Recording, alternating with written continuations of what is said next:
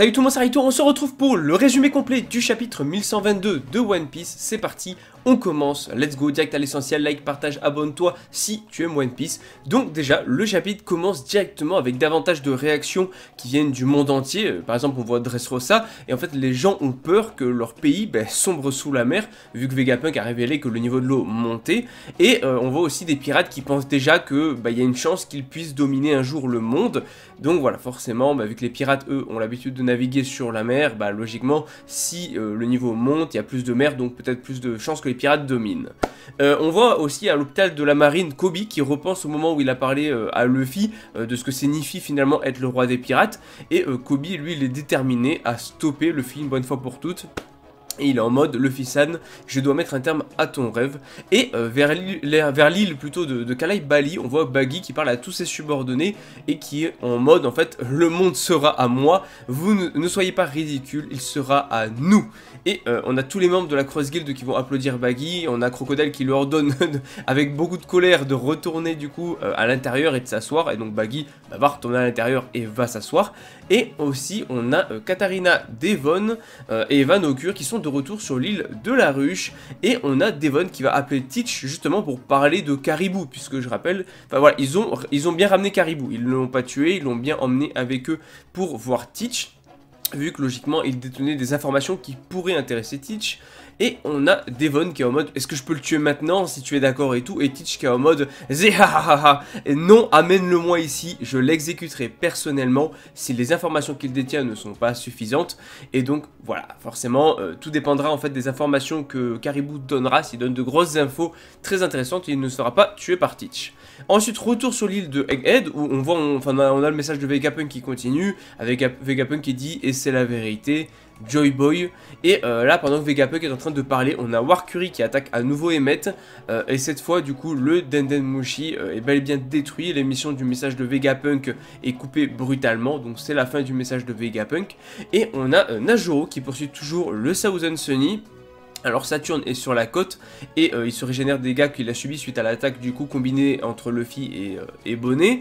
On va pas voir Bonnet dans le chapitre, et sur une double page apparemment qui devrait être incroyable, on voit que Jupiter, Warcuri et Najoro sont sur le point de sauter ensemble sur le navire d'Elbaf et le Thousand Sunny qui est presque en train de toucher la mer finalement. Et on a Emmet qui va attraper quelque chose de sa taille, alors on voit pas clairement ce que c'est, puis il pense à Joy Boy et Emmet qui est en mode je suis désolé Joy Boy, je sais que tu ne peux pas être en vie, mais il te ressemble tellement que je ne peux m'empêcher de penser à ce jour-là. Joy Boy, je suis désolé de ne pas avoir pu te faire roi.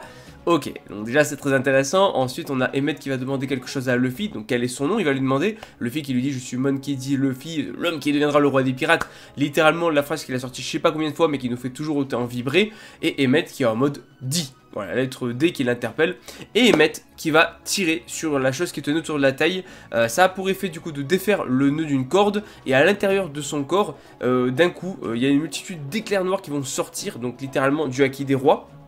Et en fait la plupart des membres de la marine du coup vont soit s'évanouir sur leur navire, Luffy même est sous le choc aussi, et on a Emmet qui est en mode feu et Luffy qui est en mode le haki des rois, oui il balance le haki des rois, et Emmet qui est en mode merci pour m'avoir permis de réécouter ce rythme nostalgique, il me rappelle tellement de souvenirs. Et là on a une double page épique où justement on peut voir qu'Emmet va libérer son corps pour déclencher une attaque de haki des rois juste énorme qui va affecter toute l'île, peut-être même la plus grosse attaque de haki des rois qu'on a vu dans One Piece. Et on voit du coup des éclairs noirs un peu partout, la mer qui tremble voilà, de loin depuis l'île de Egghead. Et aussi Emmet qui est en mode non s'il te plaît ne meurs pas. Et là on a les vice-amiraux qui déjà peinent à résister à ce haki des rois impressionnant et qui ont aucune idée d'où vient le haki. Et on a les membres du Gorosei qui étaient sur l'île en fait, qui ont été éjectés, qui vont reprendre leur forme humaine par l'attaque du coup lancée par Emmet. Donc on voit même carrément Jupiter, Warcuri et Najoro qui sont de nouveau à Marie-Joise. Il n'y a que Saturne qui est resté parce que c'était le seul qui était venu de lui-même. Les autres c'était suite du coup une technique d'invocation. Donc voilà, il n'y a que Saturne qui reste sur l'île, l'occasion de s'en débarrasser et potentiellement de laisser la place à Katarina Devon pour prendre son apparence. Et on a Jupiter, Warcuri du coup, et même Najoro qui sont en train d'allaiter d'épuisement dans la chambre d'autorité, qui finalement, ils ont quand même bien galéré, qui sont bien transpirants, et on constate que Mars était déjà assis là en fait quand ils sont arrivés. Voilà, on sait pas trop comment, on sait pas trop pourquoi, j'attends de voir le chapitre pour savoir. Et dans la salle des fleurs, on voit que Im est en train d'hurler à genoux sur le sol, et on a les serviteurs qui sont en mode Im-sama et tout, et Im dans sa tête il est en train de penser à Joy Boy.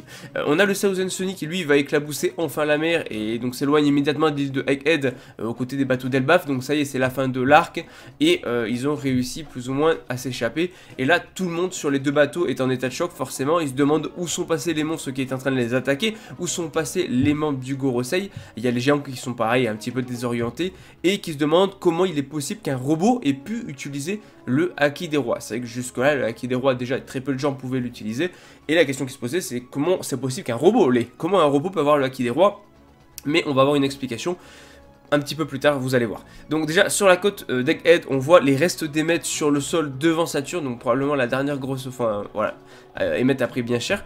Les deux dernières pages du chapitre, c'est un flashback justement de Joy Boy et d'Emmet qui se déroule il y a plusieurs siècles, où on a Joy Boy qui va discuter avec Emmet, il est assis du coup au sommet d'une colline sur une île, et bien que Joy Boy soit encore dans l'ombre, on peut voir qu'il porte un chapeau de paille comme Luffy finalement, et une cape, un petit peu comme Luffy à Onigashima, et Emmet, lui, porte des vêtements qui sont assez similaires à ceux des géants en fait, voilà, même à celles que porte Brogy actuellement. Donc pourquoi pas, intéressant parce que Joy Boy est en mode écoute Emmet quand le temps viendra. Emmet qui se pose la question de comment ça quand le temps viendra, et Joy Boy qui lui dit je vais compresser mon haki le plus puissant et le sceller dans ton corps. Donc l'attaque qui a permis de toucher toute l'île, d'immobiliser tout le monde et de renvoyer les membres du Gorosei et de les faire flipper, cette attaque là c'est le haki des rois en réalité de Joy Boy qui avait été compressé dans Emmet. Joy Boy qui explique qu'en fait voilà un jour bah il va mourir alors que le robot vivra bien plus longtemps que lui. Donc il est en mode, voilà, il viendra un jour où je pourrai pas être là pour t'aider, et Emmet qui est en mode, mais je veux pas que ça arrive, mais en fait de toute façon ça arrivera à un moment ou à un autre, puisque Joy Boy dit, quand ta vie ou celle des personnes que tu veux protéger sera en danger, tu sauras alors que le moment est venu, quand ce moment viendra, défais le nœud, et là Emmet qui est en mode quand le moment sera venu, tu viendras m'aider. En fait c'est un petit peu comme si Joy Boy venait l'aider, finalement en intégrant son haki à l'intérieur de lui, parce que Joy Boy il est en mode, c'est ça, je viendrai te protéger du passé comme je l'ai toujours fait, et là en fait les lumières dans les yeux d'Emmet changent de forme, car il est super heureux en fait de ce que Joy Boy vient de lui dire, et on a Emmet qui est en mode feu, merci je suis très heureux, c'est comme si tu étais toujours avec moi, et Joy Boy qui est en mode bien sûr, mais nous parlons de quelque chose de très lointain, n'est-ce pas? Pas si loin parce qu'on y est et tout. Et dans la dernière case du chapitre, on revient au présent et les lumières dans les yeux d'Emmet se sont éteintes. Emmet qui est en mode loin dans le futur. Je me demande si je serai seul. Et voilà, fin du chapitre. Je crois qu'il y a une pause la semaine prochaine, mais pas due à Oda, mais au Weekly Shonen Jump, on verra. Mais chapitre qui s'annonce vraiment super intéressant. Et on l'oublie pas, One Piece, c'est la vie.